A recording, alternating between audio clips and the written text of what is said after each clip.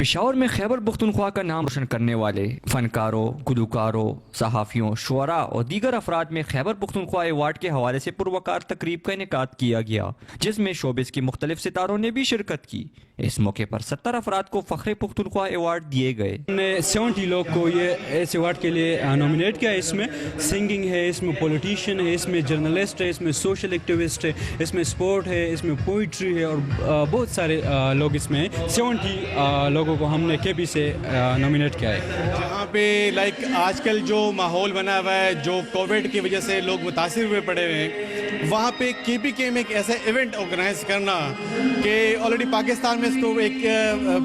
عجیب نظر سے دیکھا جاتا ہے، تو وہاں پہ ایک ایونٹ آرگنائز کرنا میرے خیال میں بہت مشکل کام ہے۔ جو آج شاباشی ملی ہے